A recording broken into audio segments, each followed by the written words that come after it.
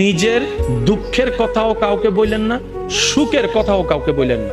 কথাটা একটু শুনতে আপনার কাছে অন্যরকম লাগলেও একটু ভিতরে গেলে আপনি নিজেই বুঝতে পারবেন।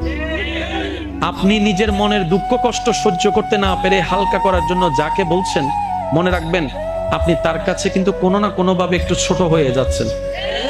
এমনও হতে পারে আপনার দুঃখের সে কথাগুলা আপনার সামনে অভিনয় করে যে আপনাকে বুঝ দিয়েছে, সে পিছনে আপনার সেই দুঃখের কথা নিয়ে হাসি ঠাট্টা করতেও দ্বিধাবোধ করে না, এমন অনেক মানুষ আছে।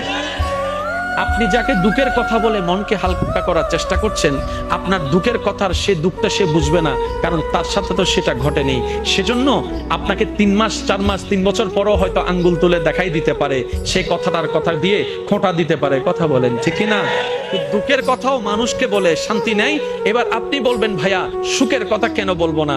আমি বলি কি ভাই, দুঃখের কথা শোনালে যেরকম মানুষ দাম দেয় না, সুখের কথা শোনালে মানুষ বদনজর লাগাইয়া সেটাও নষ্ট করে দেয়।